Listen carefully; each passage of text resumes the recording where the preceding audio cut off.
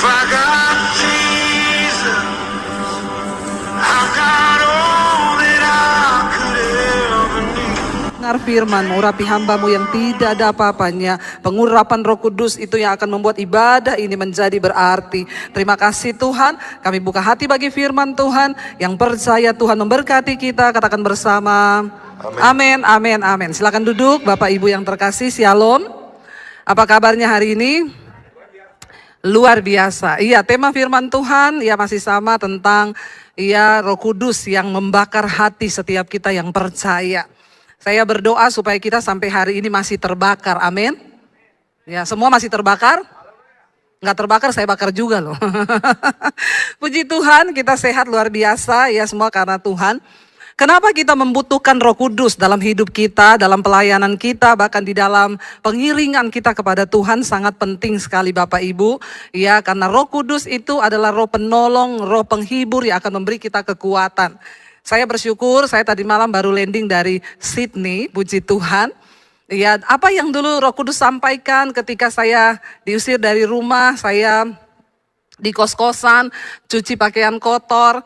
Ya, saya dapat suara Tuhan, Roh Kudus ngomong, satu saat ya engkau akan pergi ke bangsa-bangsa karena bangsa-bangsa menantikan pengajaranmu, bahkan pulau-pulau menantikan. Waktu saya dapat suara itu, saya buka mata, yang saya lihat pakaian kotor. Tapi kemarin saya buka mata, benar-benar saya lihat saya ada di Sydney. Tepuk tangan buat Tuhan. Bagi yang percaya saja, yang gak percaya gak usah tepuk tangan.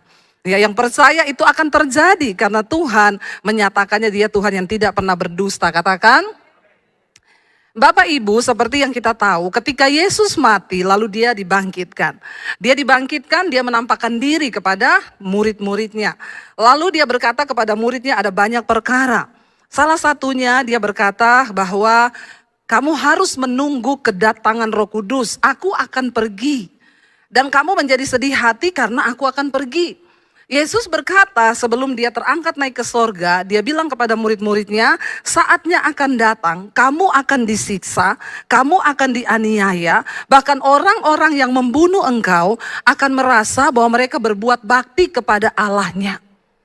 Mereka berpikir dengan menganiaya kamu, membunuh kamu, mereka dapat upah di sorga. Dan Yesus berkata, masih banyak hal yang aku katakan kepadamu, tapi belum sekarang. Karena engkau belum dapat menanggungnya. Tapi kalau dia datang, yaitu penghibur, penolong itu, Roh Kudus yang akan diutus, maka ketika dia datang, dia akan menyampaikan banyak hal yang dari Bapa kepadamu. Yesus berkata, bahkan bukan hanya itu saja. Roh Kudus akan memberikan kepadamu kekuatan untuk menanggung segala perkara. Amin. Ini suara saya bisa agak ditebelin supaya saya nggak kedengeran kayak mak-mak yang lagi marah-marah ya. Tes 1, 2, 3, bassnya ditambah ya. Ini bukan suara Debbie Basir. Nah ini baru Debbie Basir, amin. Iya, jadi saya khotbah biar marah-marah nggak kedengeran marah-marah. Kalau kayak tadi, kayaknya bapak-bapak menatap saya bagaimana gitu ya. Dia terbayang muka istrinya di rumah. Ya, dan akhirnya Yesus bilang nanti kalau Roh Kudus turun maka akan banyak hal yang dia kesampaikan kepadamu. Lalu terjadilah, Yesus berkata, sebelum kamu dipenuhi Roh Kudus, kamu jangan dulu pelayanan. Karena bahaya, Tuhan sudah tahu apa yang akan terjadi. Lalu murid-murid menunggu setelah Yesus terangkat naik ke surga. Murid-murid itu menunggu kedatangan Roh Kudus itu di satu loteng di Yerusalem, yang pernah pergi ke Yerusalem, ya di sana kita naik ke atas loteng itu, disitulah ya murid-murid berdoa menunggu kuasa Roh Kudus turun.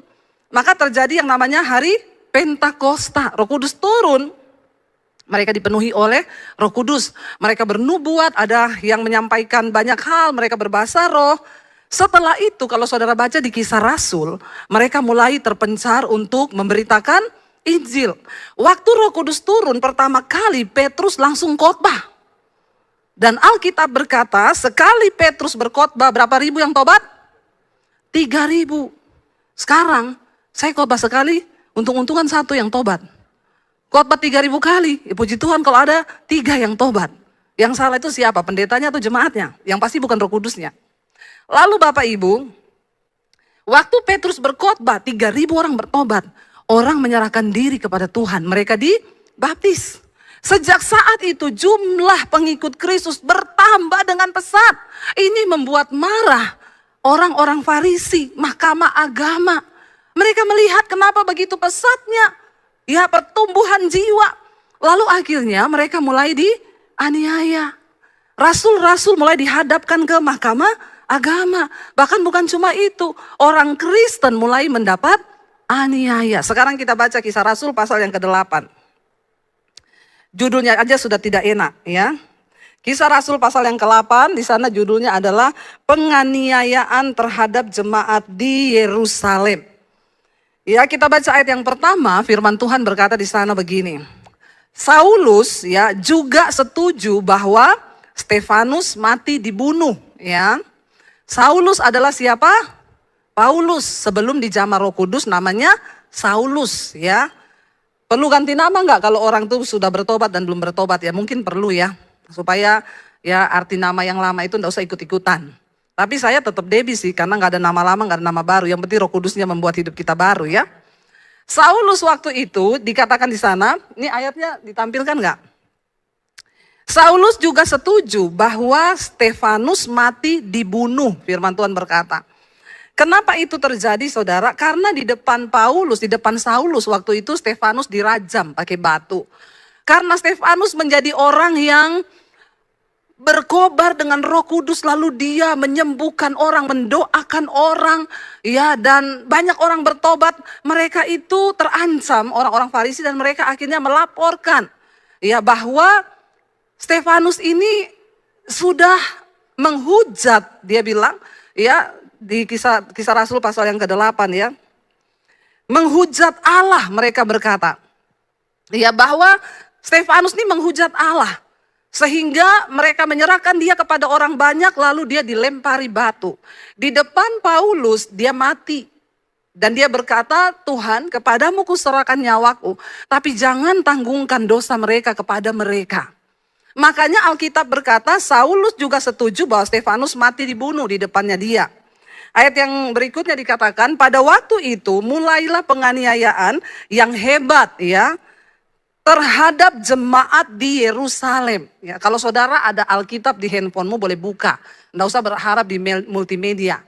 Ya, ini jemaat Kristen sekarang memang sudah terlalu enak hidupnya, apalagi sudah tidak ada penganiayaan. Bayangkan multimedia nggak tampil, mereka nggak baca Alkitab nih. Ampuni mereka Tuhan ya. Ya, dikatakan Bapak Ibu di sana pada waktu itu ya. Pada waktu itu ayat 2 ayat 2 ya, dikatakan di sana ya Kisah Rasul 8 ayat 1 ya, ayat 1 ya, ayat 1 bagian B. Multimedianya ini perlu kopi kayaknya. Beliin Starbucks ya. Dikatakan di sana, ya pada waktu itu mulailah penganiayaan yang hebat terhadap jemaat di Yerusalem. Mereka semua kecuali rasul-rasul tersebar ke seluruh Yudea dan Samaria. Jadi apa yang Yesus katakan di Injil Yohanes pasal 16 itu sungguh-sungguh terjadi. Kenapa Yesus bilang tunggu Roh Kudus? Karena Roh Kudus akan memberi kekuatan dan keberanian. Ya, karena kalau tanpa Roh Kudus kita nih mudah capek, mudah lelah, mudah tidak bersemangat. Orang-orang bertanya kepada saya, Bu, ibu itu ya, saya lihat ibu kayak ada sayap loh. Iya, memang. Ya, bulan Mei ini saya hanya 4 hari kali ada di Jakarta. Baru pulang dari Israel 2 minggu.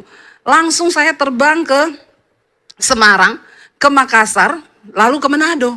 Ya, bayangkan, saya makan pagi di Semarang, makan siang di Jakarta, makan malam di Makassar. Luar biasa nggak saya? Ya. Lalu saya ke Manado seminar hamba Tuhan. Lalu pulang ke sini hanya 2 hari saya terbang ke Australia.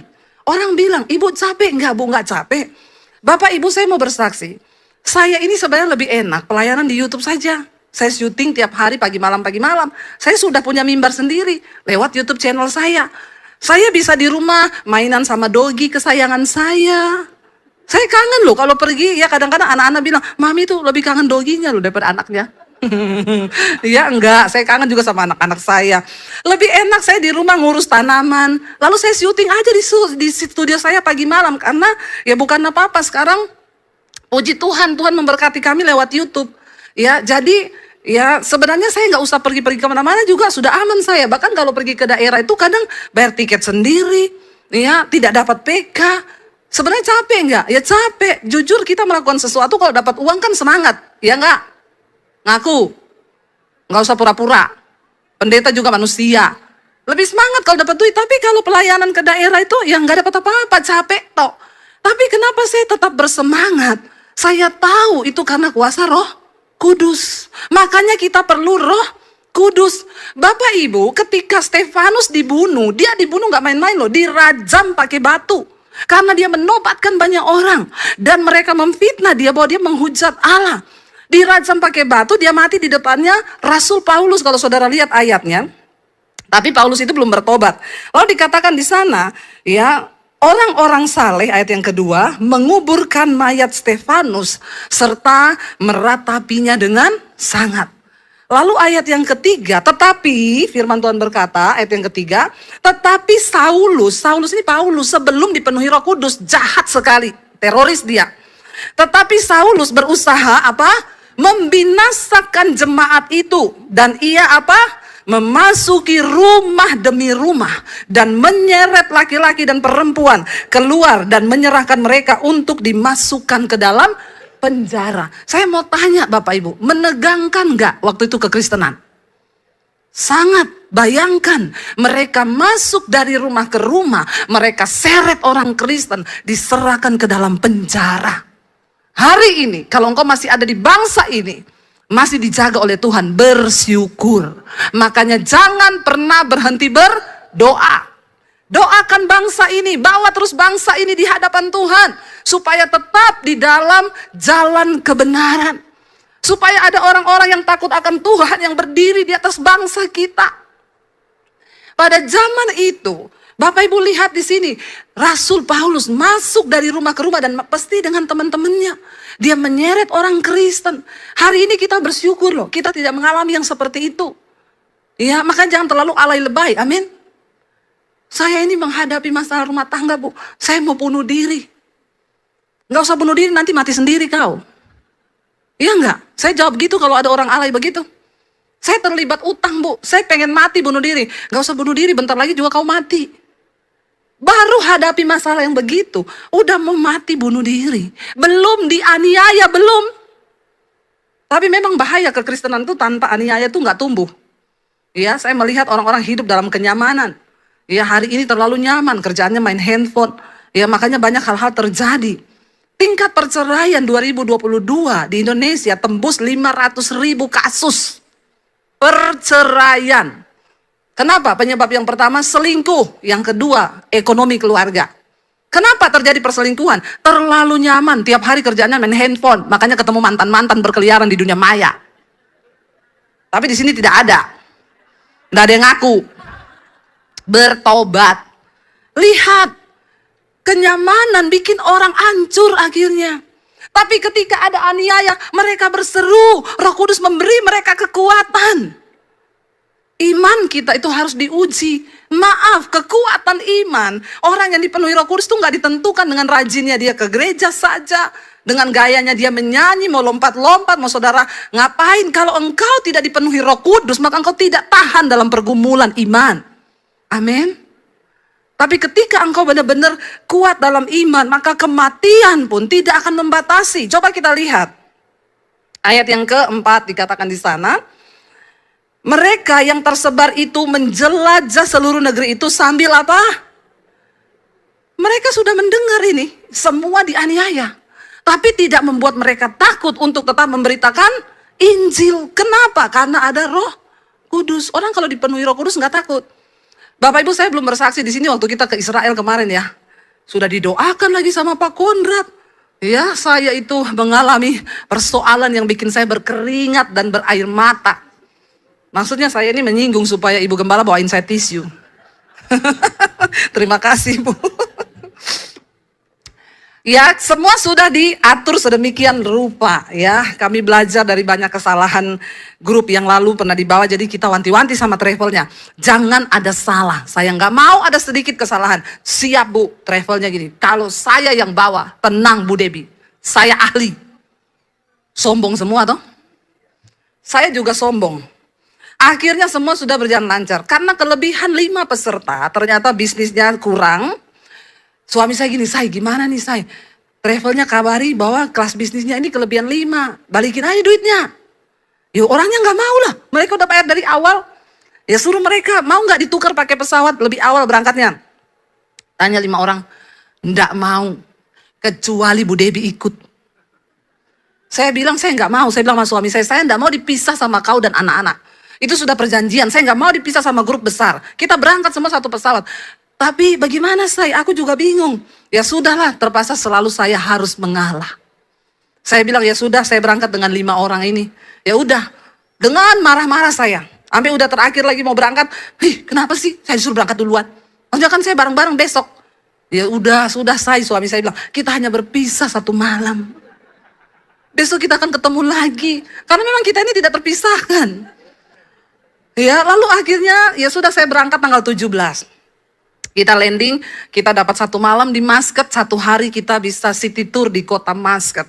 Kota yang indah, semua serba putih. Besoknya tanggal 18 saya WA suami saya, siap-siap ke bandara berangkat. Siap, semua oke. Jam 1 siang mereka naik pesawat, saya bilang, "Saya beres semua, beres." Tidak seperti yang dulu tuh, enggak, lancar. Puji Tuhan, mantap memang ini turnya. Sudah duduk di pesawat sudah menuju ke landasan pacu. Tiba-tiba satu peserta saya dari Surabaya muntah-muntah. Berkeringat dingin, sakit perutnya.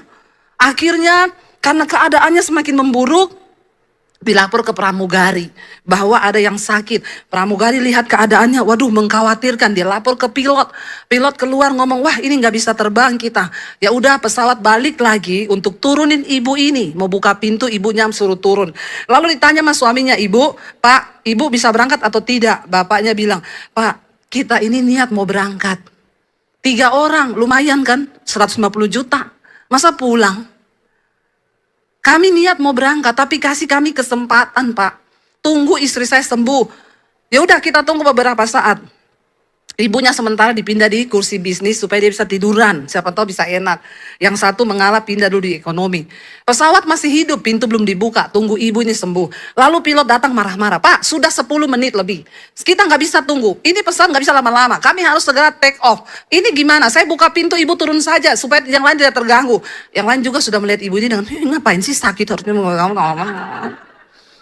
Itulah manusia kalau nggak ngerti rencana Tuhan ya. Akhirnya suaminya bilang, "Pak, aku bukan Tuhan. Tolong kasih waktu." Akhirnya sampai hampir kira-kira 20 menitan. Balik lagi pilotnya. "Kasih keputusan sekarang, ibu turun." Suaminya ngomong, "Oke, kita turun." Istrinya dibilang, "Kita turun, Mah." Ibunya bilang, tiba-tiba penyakitnya diangkat.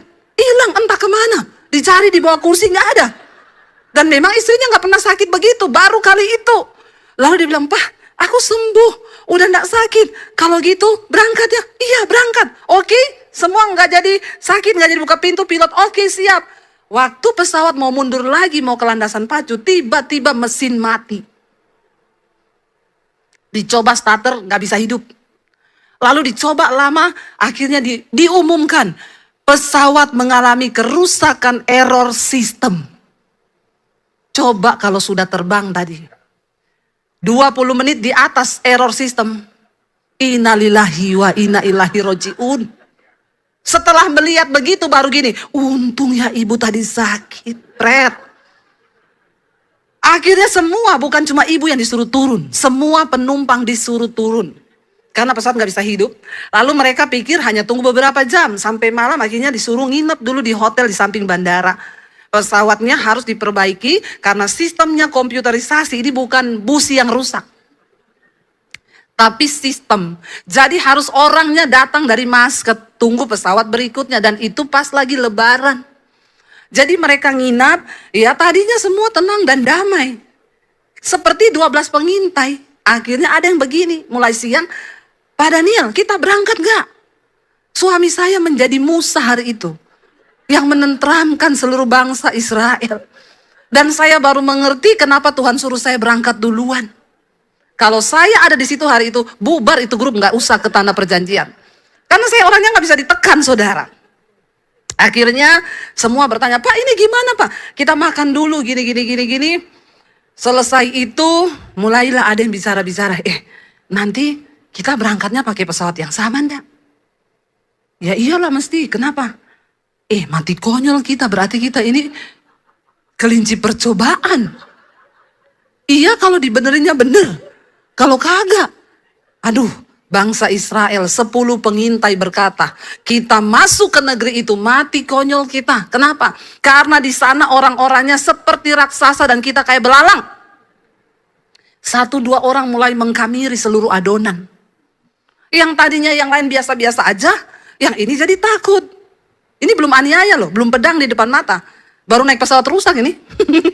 Tapi memang ya saya mau tanya, kalau bapak ibu di situ kira-kira berangkat enggak? Enggak toh? Ketahuan belum dipenuhi Roh Kudus. Akhirnya mulai gerusuk. Suami saya gini, mulai sore, saya udah dapat keputusan nanti malam jadi berangkat. Tapi masalahnya ini peserta sebagian enggak mau berangkat. Pakai pesawat yang sama. Saya ditelepon sama peserta, Bu Debi, ibu yakin kalau kita berangkat pakai pesawat yang sama nanti malam, ibu jamin ini pesawat sudah benar? Saya bilang, Bu, saya ini bukan mekaniknya dan saya bukan pilotnya, Bu. Oke, ibu jamin keselamatan seluruh peserta, apalagi jamin keselamatan Tuhannya Tuhan Yesus, ibu bukan saya, Bu. Terus, ibu jangan berpihak sama travel loh, karena nggak mau rugi mengkorbankan peserta. Ibu, di situ ada anak saya 3, ada suami saya 1. Kalau itu pesawat jatuh, mereka juga mati semua. Ibu pikir saya juga mau mereka mati? Saya sudah stres, Bapak Ibu. Saya itu di sana nangis, terus bayangkan saya masuk hotel di Aman, langsung tersungkur di tempat tidur, teriak saya sampai itu petugas hotel yang bawa koper, lihat saya, what's wrong? Sampai teman-teman saya ada Bu Yuli di sini. Ini dia bingung, Bu, dipikir kita berantem. Saya nangis, teriak sama Tuhan, Tuhan kenapa ini terjadi? Saya itu salah apa Tuhan? Saya dosa apa Tuhan? 100 orang gak bisa berangkat di Jakarta. Ada teman saya lagi di situ, yang sama-sama kita, Bu Debi. Saya yang dulu pernah ikut travel, saya sudah bayar, ditipu uang saya dimakan, saya gak jadi berangkat. Sekarang Bu, kita sudah di pintu gerbang loh Bu. Kalau yang lain gak jadi berangkat, berarti saya gak bisa masuk juga. Enggak Bu. Berarti Tuhan belum izinkan kamu masuk. Sedih tapi lucu Bapak Ibu. Akhirnya saya didesak peserta. Ibu bikin pengumuman di grup. Kalau kita berangkat dengan pesawat yang sama, grup ini tidak jadi berangkat. Aduh, saya bingung. Ya bagaimana ini Tuhan. Lalu anak saya kirim foto lagi, dia nangis lagi. Mam, bagaimana Mam, kita berangkat apa enggak? Ya kita juga takut kalau pesawatnya sama. Saya nggak tahu, mungkin juga mereka dengar dari orang. Akhirnya saya bikin pengumuman di grup. Saya bilang, saya berpihak kepada peserta. Kalau dengan pesawat yang sama berangkat, tidak usah berangkat. Demi keselamatan seluruh peserta. Begitu masuk di grup, suami saya telepon saya, kenapa kamu bikin pengumuman begitu? Aku lagi menguatkan hati mereka di sini. Aduh, kurang kompak nih suami istri ya. Hamba Tuhan juga, walaupun hamba Tuhan kalau ditekan bisa berubah, bisa berbeda pemikiran loh Bapak Ibu. Akhirnya suami saya gini, mending kamu bikin video singkat, kuatin hati mereka. Ini aku hampir berhasil membujuk beberapa orang. Lalu akhirnya saya bilang, saya nggak mau, udah aku pasrah aja deh, apa yang Tuhan mau buat, biar Tuhan yang buat. Tapi tiba-tiba Roh Kudus tuh menyuruh saya, bikin video 1 menit, ngomong sesuatu. Akhirnya saya bikin video sambil menangis. Bapak Ibu, saya tunggu Bapak Ibu di sini. Ya, ingat satu pesan saya, kalau belum waktunya mati, ndak mati. Tapi kalau sudah waktunya mati, kepleset di bandara juga mati. Lalu udah saya kirim aja. Ternyata beberapa orang sudah menjadi kuat. Yang Bapak Ibu, yang istrinya sakit itu, datang ke bandara kan udah diangkat pakai bus. Salaman sama suami saya, Pak Daniel. Selamat jalan ya Pak, kami sekeluarga tidak jadi berangkat. Lah, Ibu sama Bapak Ibu kan tadi yang sakit. Kenapa Ibu enggak berangkat Bu? Tuhan sudah berperkara loh, kalau kita mau jatuh dari tadi udah jatuh kita, Ibu enggak sakit. Enggak Pak, kami putuskan enggak berangkat, saya kesini cuma mau ambil bagasi. Suami saya bilang, saya mau berdoa buat Bapak, ya boleh enggak? Izinkan saya berdoa. Iya Pak, suami saya berdoa. Waktu suami saya berdoa, Bapak itu bilang ke saya rasa Bu, ada sesuatu yang dicabut dari kepala saya. Roh ketakutan itu loh. Lalu dia langsung ngomong sama suami saya, Pak, kami berangkat satu keluarga Pak. Saya enggak tahu waktu itu suami saya berdoa seperti apa ya. Jadi kalau Bapak Ibu ada yang sedang ketakutan, minta didoakan sama dia. Apalagi yang mau mendekati jatuh tempo. Itu ketakutannya lebih horor sih. Ada bapak-bapak yang ngomong ke anaknya, nak, menurutmu papa mama berangkat nggak? Anaknya bilang, Pak, berangkat. Kalau sudah niat papa mama pasti disertai Tuhan. Lalu dia bilang gini, iya, tapi kalau terjadi apa-apa sama papa mama, pesawat ini kenapa-kenapa, kamu jangan salahin Tuhan. Pokoknya tetap melayani Tuhan. Papa mama berpesan, nomor PIN ATM-nya papa sekian, sekian, sekian. Saya tanya, jadi sekarang sudah dirubah, Pak? Sudah, kan nggak jadi jatuh. Nggak jadi jatuh. Makanya Bapak Ibu saya berkali-kali bilang suami istri jangan tutupi PIN ATM-mu. Kalau ada apa-apa susah loh. Lalu ya istri-istri itu banyak yang ikut nggak bawa suami. Puji Tuhan sih ibu-ibu semua lapor ke saya didukung sama suami saya bu, berangkat saja berangkat. Suami-suami itu semua mendukung istrinya loh, nggak ada yang keberatan. Nggak tahu itu karena iman atau apa ya. Tapi saya yakin sih karena iman ya. Kayaknya semangat sekali suruh istrinya pergi aja. Ya, itu karena suaminya beriman, amin. Jangan negative thinking. Lalu ada bapak-bapak yang di pesawat cerita sama saya gini, Bu, saya waktu pesawatnya diuji coba, akhirnya kan naik semua ke pesawat. Tapi pesawatnya diuji coba, di starter dimatiin. Jadi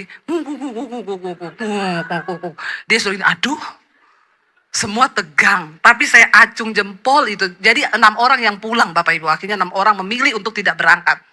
Tapi yang lainnya semua naik ke pesawat dengan siap mati.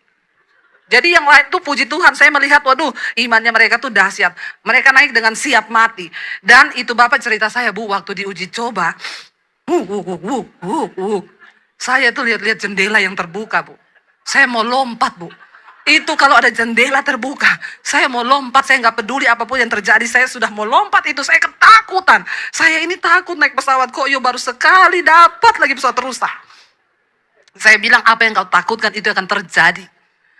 Lalu istrinya bilang begini sama suaminya, Pak, inilah waktu yang tepat kalau kamu mau membereskan dosa. Jadi kata istrinya, kalau kamu mau pengakuan sekarang, ini waktu yang tepat. Kalau memang kamu mau pengakuan dosa sama saya, suaminya diam 1000 basah. Saya tanya, jadi Bapak sudah pengakuan dosa sama Ibu?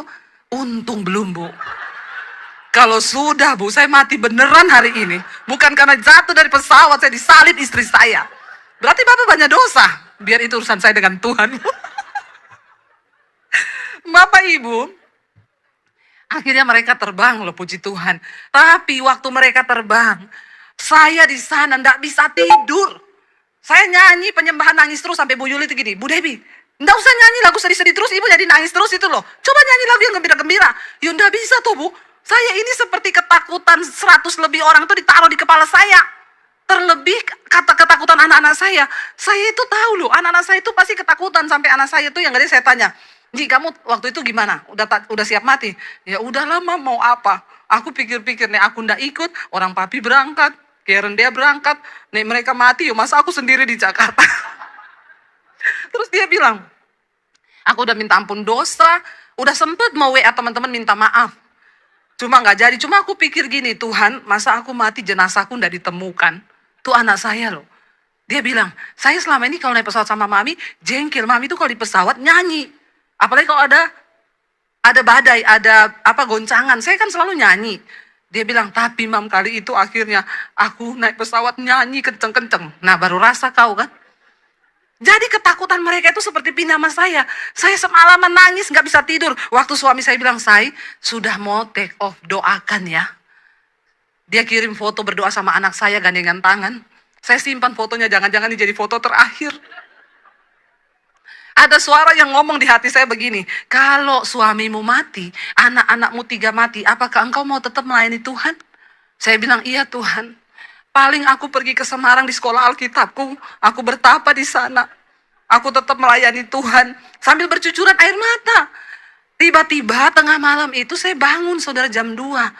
Saya masuk ke kamar mandi, saya tidak berani buka HP, saya tidak berani buka Instagram, sosial media nggak berani. Saya takut tulisannya begini, pesawat dengan tujuan Muscat hilang kontak. Waduh saya takut, jadi saya nggak berani buka IG, saya nggak berani, bayangkan tuh ketakutan ya. Tiba-tiba saya dengar suara Roh Kudus. berbisik di hati saya yang bikin saya akhirnya bersuka cita. Ya Tuhan tuh ngomong begini, nggak usah takut. Aku sedang melatih iman mereka. Wow, langsung saya bersuka cita. Saya bilang, Tuhan, terima kasih Tuhan. Itu kan berarti termasuk iman anak-anakku sedang dilatih oleh Tuhan. Dan mereka harus melalui latihan iman. Mereka tuh naik pesawat udah siap mati, berarti lulus semua kan? Saudara, tidak ada pergumulan yang lebih berat selain kematian di depan mata. Apa yang berhubungan malam ini yang kita baca, ketika rasul-rasul mendengar semua sudah dianiaya, Stefanus dibunuh, dirajam, dikuburkan. Mereka yang tersebar itu menjelajah seluruh negeri untuk apa? Memberitakan Injil, tidak takut mati. Orang yang dipenuhi Roh Kudus tidak akan mundur satu langkah pun, amin. Itulah perlunya kita punya Roh Kudus supaya memberikan engkau kekuatan. Hari ini aniaya apa yang sedang engkau alami? Kalau cuma difitnah orang, dijelekin orang, itu terlalu nggak ada ujung kukunya. Dengan penganiayaan yang dialami oleh orang Kristen pada awal mula-mula. Tapi Roh Kudus memberikan engkau kekuatan untuk menanggung setiap pergumulan imanmu, amin. Jadi kalau cuma masalah-masalah biasa, aduh itu belum soal mati. Orang kalau cuma masalah keuangan masih tetap hidup kan? Tapi kalau sudah mati di depan mata, itu di situ imanmu diuji. Kita cepat saja, karena masih ada 300 ayat yang harus kita baca. Ayat yang kelima berkata, dan Filipus pergi ke satu kota di Samaria dan memberitakan Mesias kepada orang-orang di situ. Ayat yang berikutnya, ayat yang ke-6. Ya, ketika orang banyak itu mendengar pemberitaan Filipus dan melihat tanda-tanda yang diadakannya, mereka semua dengan bulat hati menerima apa yang diberitakannya itu. Mereka menerima itu. Ayat yang ke-7 berkata begini Bapak Ibu. Sebab dari banyak orang yang kerasukan roh jahat, keluarlah roh-roh itu sambil berseru dengan suara keras. Dan banyak juga orang yang lumpuh, orang yang timpang disembuhkan. Jadi perhatikan baik-baik. Banyak orang ternyata hidup sih, tapi roh jahat yang mengendalikan dia. Tapi ketika ada Roh Kudus, roh-roh itu bisa dilepaskan. Amin. Makanya kita perlu Roh Kudus. Mungkin suamimu hari ini hidup, tapi ada roh jahat di dalam dirinya. Yang mengendalikan dia terus berbuat dosa. Ini suara apa? Pesawat landing di atas. Semua tegang, baru dengar suara begini sudah. Belum kiamat, belum. Siap-siap aja ya. Dan dikatakan di sana banyak orang lumpuh sembuh, orang timpang sembuh. Yang kerasukan roh jahat dilepaskan. Dan ayat yang ke-8 berkata begini saudara. Di situ ya ada seorang, maka sangatlah besar sukacita dalam kota itu. Ya waktu mereka mengalami Roh Kudus ada sukacita. Orang yang penuh dengan Roh Kudus hidupnya bersukacita, amin. Nggak marah-marah, nggak tertekan, mukanya penuh senyuman. Coba semua tersenyum. Nah itu ada Roh Kudus. Kalau marah-marah, roh kuda liar. Ayat 9. Ayat 9 berkata apa di sana? Seorang yang bernama Simon telah sejak dahulu melakukan sihir di kota itu dan menakjubkan rakyat Samaria serta berlagak seolah-olah ia adalah orang yang sangat penting. Orang penuh sihir ini sombong karena dia dianggap punya kuasa. Ayat yang ke-9, ayat yang ke-10 berkata, semua orang besar kecil mengikuti dia dan berkata, orang ini adalah kuasa Allah yang terkenal sebagai kuasa besar. Bayangkan padahal tukang sihir. Lalu ayat yang ke-11 berkata, dibalikan oleh Roh Kudus. Dan mereka mengikutinya karena sudah lama ia menakjubkan mereka oleh perbuatan sihirnya. Ayat yang ke-12 berkata begini Bapak Ibu.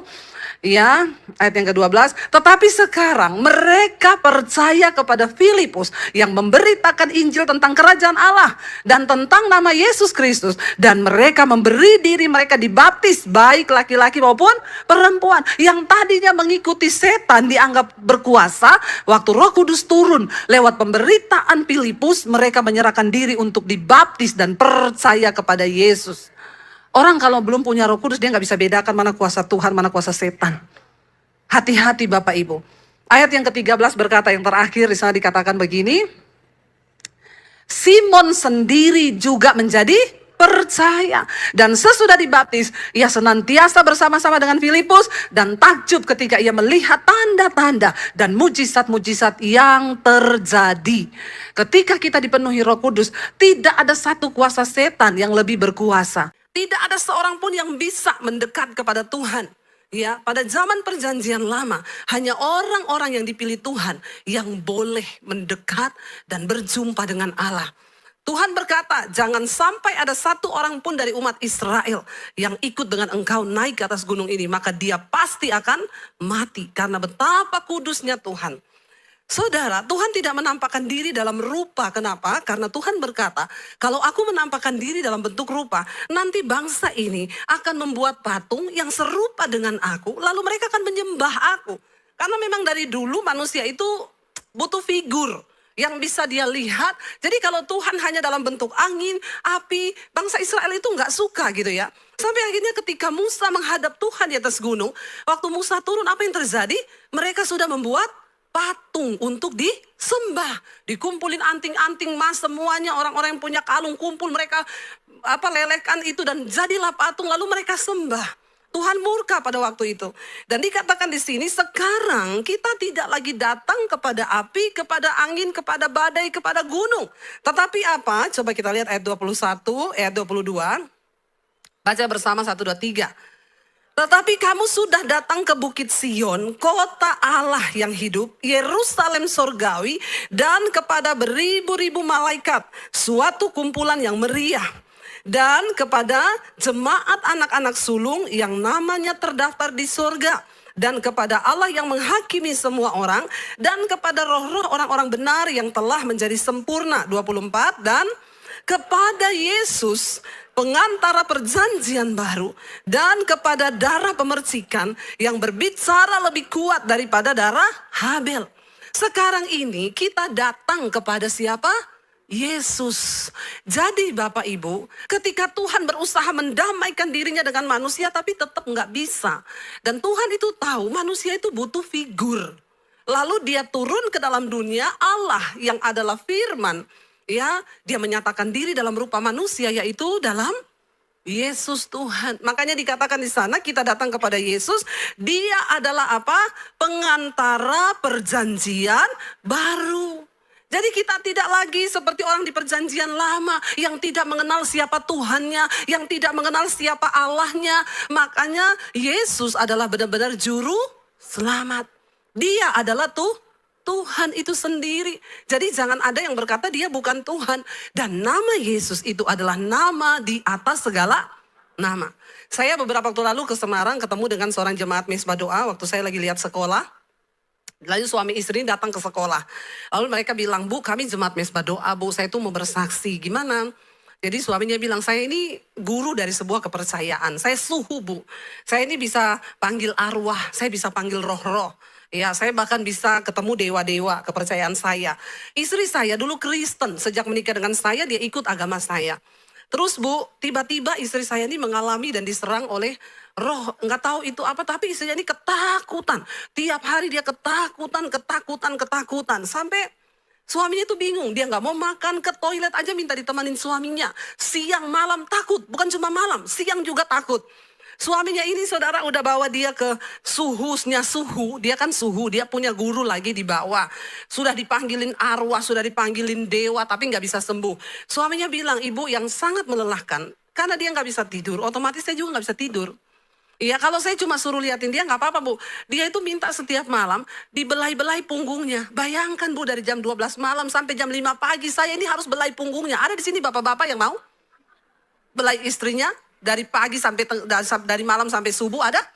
Coba saya mau tanya bapak-bapak di sini, atau memang semua bapak-bapak yang luar biasa ya? Nggak ada kan bapak-bapak ya mau belai istri dari malam sampai subuh, bangun lagi pagi lagi. Ya, yang ada bapaknya berdoa, Tuhan cabutlah nyawanya. Capek, dia nggak tidur, ke toilet ditemenin, tiap malam suruh elus-elus. Kalau nggak dia manifest, saudara. Akhirnya bapak ini sudah stres, dibawa ke rumah sakit. Ya, karena dia nggak makan-makan, badannya kurus kering. Dokter bilang, Bu, ibu ini sebenarnya nggak ada sakit. Tapi saya juga nggak tahu kenapa ibu jadi begini. Akhirnya suaminya sudah menyerah, sudah mencoba segala cara nggak bisa. Lalu suaminya tuh cuma ingat gini, istriku ini dulu kan dari Kristen. Ya, kenapa saya nggak coba aja ya panggil pendeta atau siapa untuk mendoakan. Lalu dia telepon temennya. Temennya itu pendeta, dia bilang, ya kamu bisa nggak? Istriku ini diapain lah, didoakan atau diapalah, saya sudah angkat tangan loh. Tidak ada yang bisa menyembuhkan istri saya. Akhirnya datanglah temennya ini, waktu itu istrinya masuk keluar rumah sakit terus saudara. Gimana nggak tidur coba, nggak makan, asam lambung lah segala macam. Akhirnya datanglah temannya pendeta ini, didoakan saudara. Waktu didoakan dalam nama Yesus, dia bilang dia rasa ada roh yang dicabut dari dalam dirinya. Tiba-tiba dia sembuh. Ya, dia sembuh, lalu setiap hari dia ikut mesbah doa, dia ikut khotbah, imannya bertumbuh, sekarang jadi berani, berat badannya naik, dan dia sembuh total. Lalu suaminya bilang, kamu kembali ke gereja. Kalau saya tunggu dulu, karena saya ini suhu. Saya ini guru di agama saya. Ketemu saya tantang dia, Pak. Ya, bukan soal guru atau apa. Bapak sudah mengalami secara pribadi bahwa di dalam nama Yesus itu ada kuasa. Jadi kalau ada orang yang bilang Yesus itu bukan Tuhan, bukan juru selamat, kasihan banget ya. Saya ini mengalami Bapak Ibu, saya berapa kali doakan orang kerasukan setan. Ya, saya coba tengking dalam nama Daniel. Daniel kan suami saya ya. Ya, saya tanya orang yang kerasukan ketawa, dia bilang, Yesus aku kenal. Daniel itu siapa? Ternyata setan enggak tahu, saudara. Saya coba tengking dalam nama Bambang, tetap enggak bisa. Dalam nama Konrad Supit, enggak bisa. Ya, coba pakai namanya Pak Yoris, dalam nama Yoris. Ya, enggak bisa juga. Tapi waktu saya coba dalam nama Tuhan Yesus, dia teriak, panas. Berarti ada kuasa. Jadi kalau orang berkata Yesus itu bukan siapa-siapa, dia tidak lebih daripada Adam, dia tidak lebih daripada Musa, itu kasihan. Yesus adalah firman yang menjelma menjadi manusia. Dia adalah Allah itu sendiri, nama di atas segala nama. Di sini jelas dikatakan, kita ini sudah datang kepada Yesus, dia pengantara perjanjian baru. Lihat ayat yang selanjutnya saudara, ayat 25 kita baca dengan suara yang keras ya. 1, 2, 3. Jagalah supaya kamu jangan. Kalau ayat ini menulis jaga supaya kamu jangan menolak dia, berarti penulis ini sudah tahu bahwa akan ada orang-orang yang, makanya diingetin. Jagalah supaya kamu jangan menolak dia yang berfirman. Sebab jikalau mereka yang menolak dia yang menyampaikan firman Allah di bumi tidak luput. Apalagi jika kita berpaling dari dia yang berbicara dari sorga. Kita lihat ayat 26, baca bersama. 1, 2, 3. Waktu itu suaranya menggoncangkan bumi. Tetapi sekarang ia memberikan janji apa? 1 kali lagi aku akan menggoncangkan bukan hanya bumi saja, melainkan langit juga. Saudara, ya ada banyak yang berkata begini, kalau kiamat nanti yang hancur itu cuma bumi. Tapi Mars, planet itu tidak, planet yang lain tidak hancur. Bulan itu enggak hancur. Makanya beberapa ahli mencoba mencari tahu apakah di planet luar itu ada kehidupan. Mereka coba tanam tomat, bisa berbuah. Ya terakhir penemuan terakhir di Mars itu ada nitrogen dan ada sedikit oksigen. Jadi kemungkinan ada orang-orang yang akan bisa hidup di Mars. Mereka bilang apa? Supaya kalau bumi ini hancur meledak, mereka masih bisa tinggal di Mars. Siapa yang mau berangkat ke sana? Mumpung belum di booking sama Podomoro. Saudara, coupling memang di sana ya, rumah banyak-banyak. Manusia itu mau melampaui Tuhan. Alkitab berkata, di sini dikatakan, ia memberikan janji 1 kali lagi. Aku akan menggoncang bukan hanya bumi saja, tapi kalau langit juga digoncang, berarti semua yang ada di tata surya di langit itu hancur nggak? Hancur, ya. Semua planet akan hancur. Bahkan di ayat yang lain Alkitab berkata, bumi ini akan hangus dalam nyala api yang demikian hebat. Dan unsur-unsur dunia semua akan terbakar. Kalau engkau tahu betapa semua akan hancur secara demikian, betapa suci dan salehnya kita harus hidup. Dikatakan akan digoncang. Ayat yang ke-27 baca 1, 2, 3. Ungkapan 1 kali lagi merujuk kepada perubahan pada apa yang dapat digoncangkan. Karena ia dijadikan supaya tinggal tetap apa yang tidak tergoncangkan. 28. Jadi karena kita menerima kerajaan yang tidak tergoncangkan, marilah kita mengucap syukur dan beribadah kepada Allah menurut cara yang berkenan kepadanya dengan hormat dan takut. Saudara, perhatikan. Dikatakan di sana ayat yang ke-27 tadi. Ungkapan 1 kali lagi, pakai tanda kutip di depan dan di belakang. Ungkapan 1 kali lagi merujuk kepada perubahan pada apa yang dapat digoncangkan. Karena 1 kali lagi tadi itu dijadikan supaya tinggal tetap apa yang tidak tergoncangkan. Jadi saudara, kalau saya mencoba memahami kata-kata ini, ya, ketika engkau itu masih tergoncang imanmu dalam hal uang misalnya, ya, maka akan ada satu kali lagi Tuhan akan menggoncang keuanganmu sampai engkau itu lulus dan imanmu itu tidak lagi tergoncang dalam soal keuangan. Bilang amin. Jadi satu kali lagi di sini bukan berarti hanya satu kali. Ini bisa jadi ribuan kali kalau kita ini tidak bertobat dan kita nggak peka terhadap maksud Tuhan.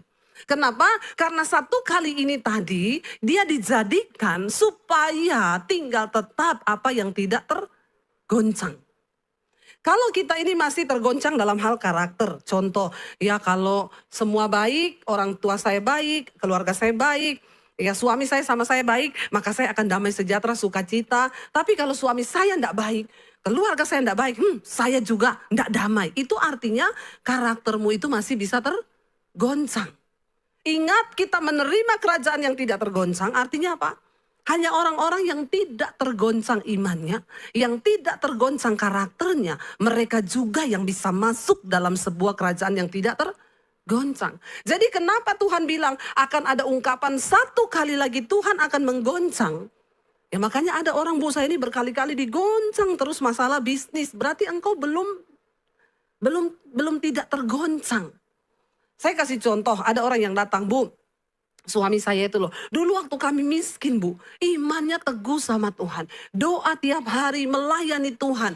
Tapi Bu, ketika kami sekarang diberkati, suami saya itu tidak pernah doa, sekarang tidak melayani Tuhan, bahkan sekarang selingkuh. Saya bilang kalau gitu doa lagi biar miskin lagi, amin. Benar nggak Bapak Ibu? Untuk apa engkau kaya kalau engkau jauh dari Tuhan? Berarti suaminya ini masih tergoncang. Kalau nggak ada duit, imannya kuat. Tapi begitu ada duit, tergoncang imannya. Ada loh orang-orang itu memang yang belum siap diberkati. Amin.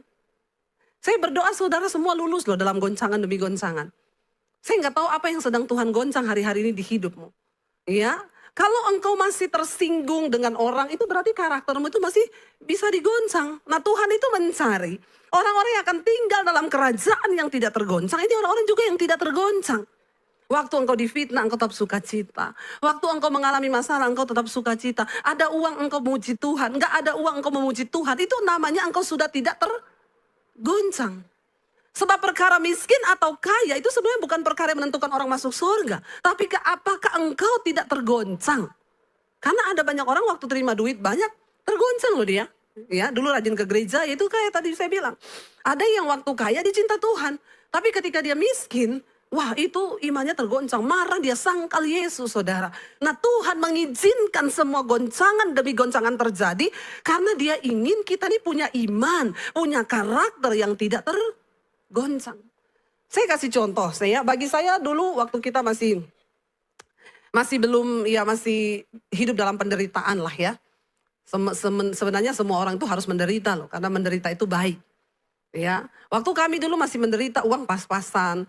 Waktu Tuhan suruh saya kasih uang orang 50.000, 100.000, ya bagi saya ya mudah karena mungkin ukuran 50, 100.000 juga itu tidak terlalu besar. Ada orang waktu dia gaji 1 juta dia setia ngasih perpuluhan karena perpuluhannya berapa? 100.000. Dikasih gaji 2 juta setia juga karena cuma 200.000. Tapi ketika engkau punya gaji 100 juta, berarti engkau harus mengembalikan berapa perpuluhan?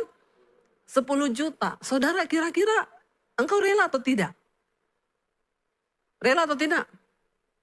Nggak usah jawab di sini. Nanti pencitraan tok. Ya, banyak yang masih tanya, perpuluhan boleh apa? Perpuluhan itu sebenarnya masih relevan atau tidak sih, Bu? Saudara, Tuhan itu cuma mengajar kita ini dilatih loh dari perpuluhan itu sedikit loh. Kalau dalam itu saja kamu sudah nggak setia, bagaimana dalam perkara yang lebih besar? Saya kasih contoh, ketika saya ambil contoh saya aja ya, dulu bagi kami mungkin memberi 50.000, 100.000 masih ringan karena memang ya memang kapasitasnya seperti itu. Ketika kami diberkati Tuhan, saudara, ya lalu Tuhan memberi kepercayaan yang besar. Kita ini kan semua hanya bendaharanya Tuhan sebenarnya. Kenapa saudara diberkati? Karena saudara itu mau dipakai Tuhan sebagai bendahara, bukan untuk kepentingan diri kita sendiri loh. Ya, tapi untuk menjadi saluran kepanjangan tangan Tuhan. Kalau saat kita lihat di sekeliling kita banyak sekali orang yang perlu ditolong. Ya, bukan untuk engkau simpan atau engkau nikmati. Ya, kalau engkau simpan di lumbung, ada orang yang ya simpan duitnya supaya nggak gerak-gerak. Pokoknya 50 M atau 100 M atau 500 M kita masukin deposit. Besoknya mati. Uangmu itu buat apa? Sudahkah itu berguna bagi kepentingan kerajaan Allah? Atau cuma engkau tabung saja? Karena ada orang itu senang waktu lihat-lihat saldo. Iya Pak, iya. Kalau lihat jumlah gitu senang. Saudara, saya mau bersaksi. Ya, bersaksi ini saya semua untuk kemuliaan Tuhan. Berapa waktu yang lalu, ya tiba-tiba mungkin ada beberapa yang sudah dengar kesaksian ini. Saya tuh digerakin Tuhan untuk memberkati seorang hamba Tuhan. Saya disuruh beliin mobil bagi hamba Tuhan itu. Waktu saya dengar suara Tuhan itu, spontan yang saya lakukan apa? Saya tengking dalam nama Yesus, setan ini. Setan enggak? Setan. Saya bilang, enggak Tuhan, enggak, saya enggak mau dengar. Makanya hati-hati. Kalau orang datang sama saya bilang, Bu gimana ya biar bisa dengar suara Tuhan tuh gimana? Saya bilang, kamu udah siap? Dengar suara Tuhan tuh enggak enak. Enggak enak. Kamu pikir enak? Enggak enak. Kadang-kadang ada hal-hal yang bertentangan dengan daging kita. Yang harus kita lawan ketika Tuhan bicara. Saya dengar suara Tuhan itu. Lalu Tuhan itu ngomong lagi begini. Kalau kamu beliin dia mobil, kamu beliin yang sama kayak wakil gembalanya. Karena wakilnya itu istrinya dokter, jadi dia bisa beli mobil. Saya cari tahu mobilnya wakil gembalanya apa ya. Harganya sekitar 425 juta. Bagi saya itu besar nggak Bapak Ibu? Saya mau tanya, bagi Bapak Ibu besar nggak? Ya besar kan? Mungkin Bapak Ibu nggak besar ya. Bagi saya itu besar loh. Jadi saya tengking, lama saya nggak mau gubris itu suara. Dalam nama Yesus, saya tolak. Besok lagi bicara, dalam nama Yesus. Nggak, saya nggak mau dengar. Lama-lama saudara, terus itu suara bicara di hati saya. Jadi memang benar Rasul Paulus bilang, orang itu kalau menjadi tawanan roh, itu ndak enak. Ya, ndak enak, benar. Lalu saya akhirnya bilang begini, Tuhan, gini ya Tuhan ya. Firman-Mu itu berkata, ya istri itu tunduk kepada suami. Ya. Jadi saya mau ngomong ke suami saya ya. Kalau suami saya setuju, saya baru kasih ya. Tapi kalau suami saya tidak setuju, berarti kan saya tidak boleh dong ya, tidak tunduk kepada suami. Kita ini kadang pakai firman buat apa ya, mengelabui Tuhan toh. Tapi padahal Tuhan itu salah apa benar? Benar, dia nggak pernah salah. Karena saya tahu suami saya ini orangnya bukan pelit, tapi agak perhitungan. Biasa bapak-bapak itu memang agak perhitungan. Jadi saya pikir saya kasih tahu dia, pasti dia tolak juga. Jadi saya bilang satu kali, saya bilang, saya mau ngomong sama kamu apa? Saya dapat suara Tuhan loh, kita suruh beliin mobil pendeta. Ya, dan Tuhan bilang mobilnya itu ya yang sama dengan wakil gembalanya itu sekian. Suami saya itu diam aja tuh, biasa dia bilang, wih gila besar banget. Nggak usah lah, itu kamu halusinasi tuh. Bukan suara Tuhan. Dia diam 1000 bahasa. Terus saya tanya, menurutmu gimana loh? Terus dia jawab gini, kamu tahu enggak? Aku tuh udah Tuhan bicara itu udah dari bulan Januari lalu. Ternyata udah lama banget saudara, Tuhan tuh kasih tahu sama dia. Tapi memang karena dia perhitungan, dia diem-diem baik. Jadi saya bilang sama suami saya, oh ternyata karena kamu tuli, makanya Tuhan tuh ngomong ke saya. Ya kalau kayak gini kan saya udah gak bisa berdalih lagi ya. Akhirnya ya kita berunding, yuk gede loh itu buat kita ya. Tapi ya kita ini kan hanya bendaharanya Tuhan, ya kita taat saudara. Tuhan tuh kadang tuh hanya mau menguji hati kita ini loh. Kamu dulu waktu pas-pasan uangmu, tinggal 50.000 uangmu, besok udah gak tahu mau makan apa. Tuhan suruh saya kasih orang yang membutuhkan 50.000 itu, saya berani. Itu kan 50.000, nah sekarang Tuhan sudah berkati jumlahnya lebih besar nih. Tapi apakah setelah aku memberkati engkau, imanmu itu geser, imanmu itu goncang atau tidak? Kalau kamu gak kasih, berarti imanmu bergoncang itu. Lalu saya sama suami kita sepakat, ya udah ya, berarti kita rela ya keluar segitu ya, rela. Yaudah, ini kan punya Tuhan. Saya itu Tuhan kasih gambaran gini, coba kalau kamu punya pegawai, bendahara, terus kamu bilang sama dia, besok siapin uang sekian ya, saya mau bayar tagihan. Terus dia bilang, gak mau Pak, gede banget uang segitu buat apa? Saudara marah gak kalau saudara punya bendahara, disuruh keluar duit, dia gak mau keluarin duit? Saudara marah? Yang punya bendahara tahu ya, langsung ngomong marah. Yang lain gak punya bendahara. Gak apa-apa, tapi kita sendiri nih. Nah Tuhan tuh ngomong, lah kamu itu kan hanya bendaharaku. Kamu mau gak? Akhirnya kami sepakat saudara, sikap hati kami bilang Tuhan, oke Tuhan. Kami mau. Saudara, biarlah kita ini semua kedapatan di hadapan Tuhan. Ya, bahwa kita ini hatinya tuh rela gitu loh. Saya kaget saudara, ya ketika berapa bulan setelah itu, saya bilang sama suami saya, Pembangunan sekolah misi kami kan hampir selesai. Ya itu tuh Tuhan dahsyat luar biasa. Dari awal saya sudah bersaksi di sini. Tadinya waktu kita mau bangun tuh saya bilang sama suami saya gini, keuangan kita ini tidak seberapa. Tapi tenang aja, nanti kita taruh nomor rekeningnya di layar YouTube gede-gede. Di mesbah doa kita jalan-jalankan itu rekening. Ya, untuk rekening pembangunan sekolah misi saudara bisa alirkan ke sini. Tapi saudara waktu kami mau melakukan itu Tuhan tegur saya. Ya kamu ndak usah merekayasa berkat Tuhan. Aku tuh Tuhan. Kalau kamu taruh begitu malah aku ndak memberkati. Jadi saya takut, saya bilang sama suami, ndak usah, ndak jadi. Kami melihat bagaimana pemeliharaan Tuhan. Itu kasur disumbang, itu lampu listrik, AC semua disumbang orang. Kemarin nih loh, terakhir. Saya bilang sama suami, kita ini mau selesai, belum ada furniturnya loh. Kita kan harus beli ini. Iya ya, yaudah nanti aja kapan ada waktu kita cari yang murah-murah aja ya buat sekolah misi. Tiba-tiba saudara, saya waktu mau pelayanan di Surabaya, kita rencana juga mampir ke Malang. Ada orang WA, Bu Debbie, Shalom, saya orang Malang. Ya kapan ibu jalan-jalan ke Malang bu? Kami punya pabrik furniture di Malang. Saya tergerak bu untuk menyumbang semua furniture yang dibutuhkan untuk sekolah misi.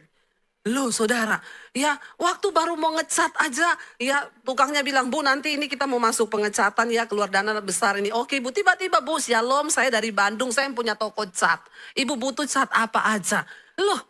Saya kaget, berapa bulan lalu saudara, saya itu bilang sama suami, saya udah mau selesai. Nanti untuk sekolah misi, kita butuh mobil lagi. Kita cari yang second-second aja, yang bekas untuk sekolah misi. Tiba-tiba Pak Konrad ngomong, Bu, kita kan tiap bulan ngasih buat gereja sudah selesai ya. Yang bulan Agustus ini nanti saya kasih buat ibu di sekolah misi. Loh saudara, Tuhan itu, ya, loh kita tuh gak pernah ngerti loh cara kerja Tuhan. Tapi apakah kita ini dalam mengikut Tuhan benar-benar kita dilatih, digoncang itu tidak tergoncang? Ya bukan cuma dalam hal uang, dalam hal apapun. Saudara ketika engkau disakiti, lalu engkau masih tersakiti, itu artinya engkau masih tergoncang. Ingat kita ini sedang dipersiapkan masuk dalam sebuah kerajaan yang tidak tergoncang. Di sorga itu tidak ada orang yang karakternya tergoncang. Pagi marah, siang senyum, malam ketawa. Itu gila. Amin. Yang ada di sorga itu orang yang sukacita, terus damai sejahtera, terus. Nah kapan kita berlatih? Sekarang ini. Dan Tuhan izinkan goncangan satu kali lagi. Engkau gak lulus ya satu kali lagi. Besok gak lulus lagi satu kali lagi. Sampai engkau lulus dan terbukti imanmu, karaktermu tidak tergoncangkan. Waktu digoncang enak kak? Nggak enak. Waktu digoncang itu tidak enak. Persoalan, tekanan, kesusahan. Tapi kita mau lihat buktinya apa yang kita dapatkan nanti kalau kita tidak tergoncang. Mari kita buka Wahyu. Wahyu pasal yang ke-7, ayat 13 sampai ayat yang ke-15 saudara.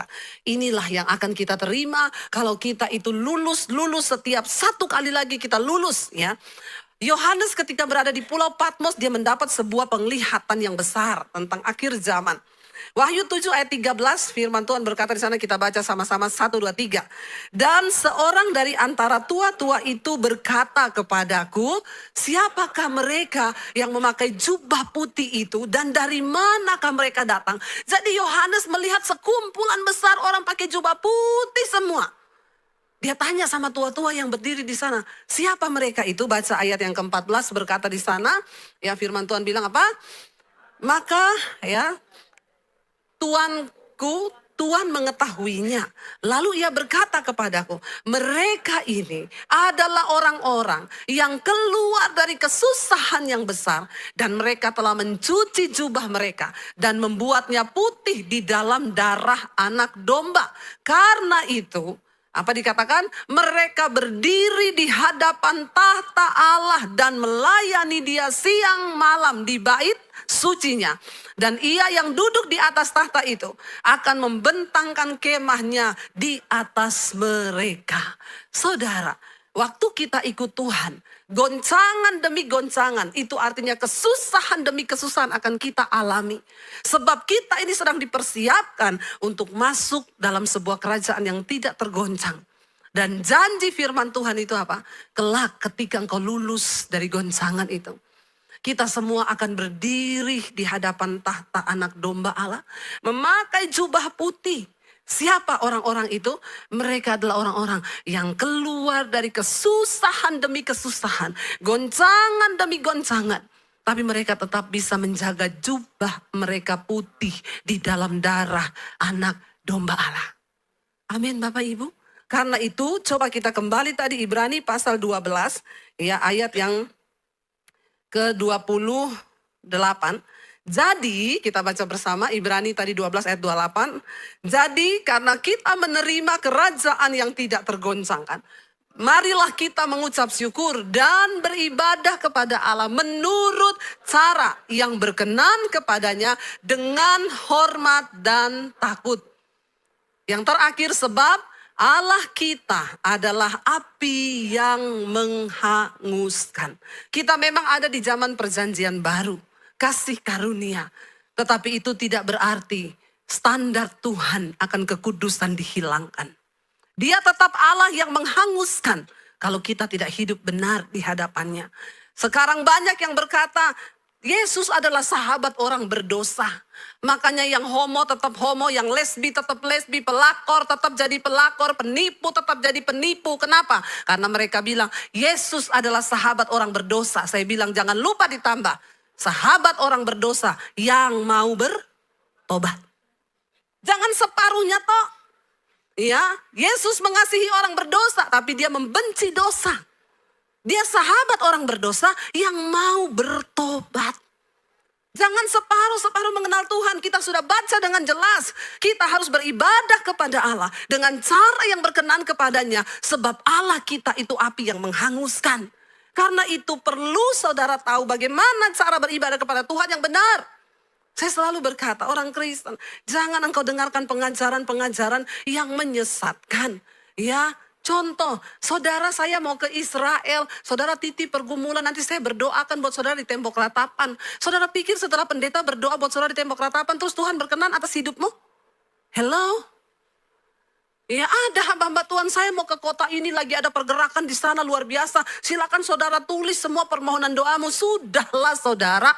Mari kita mulai masuk kepada pengajaran yang berkenan, beribadah kepada Tuhan dengan cara yang berkenan kepada Tuhan. Jangan dengan hal-hal yang begitu-begitu itu. Mari kita datang secara pribadi. Tidak bisa diwakili engkau dengan Tuhan. Sebab kekristenan adalah sebuah hubungan. Kita dengan Tuhan itu dalam hubungan yang benar. Amin. Mari kita beribadah kepada Tuhan dengan cara yang berkenan. Dengan hormat dan takut akan Tuhan. Sebab Allah kita adalah api yang menghanguskan. Saya berdoa kita semua yang datang hari ini. Kita semua akan berdiri seperti yang tadi kitab Wahyu bilang. Kita akan berdiri di hadapan tahta anak domba Allah. Dan kita semua akan pakai jubah putih. Karena itu hari ini mungkin engkau sedang ada dalam kesusahan yang besar. Enggak apa-apa, itu syarat untuk kita bisa berdiri pakai jubah putih. Mungkin hari ini engkau sedang ada dalam goncangan yang besar. Bilang, Tuhan aku tahu goncangan itu akan menghasilkan dalam diriku sesuatu yang tidak tergoncangkan. Uji kami Tuhan sampai kami punya iman yang tidak tergoncangkan. Mari Bapak Ibu hari-hari ini ya saya percaya akan banyak goncangan demi goncangan ke depan. Tapi biarlah kita mau lulus dan berkata Tuhan kami mau berapapun harga yang harus kami bayar. Kami mau tetap setia. Saya undang para imam musik maju ke depan. Kita tetap mau berkata kepada Tuhan, Tuhan kalau aku hidup. If I got Jesus, I got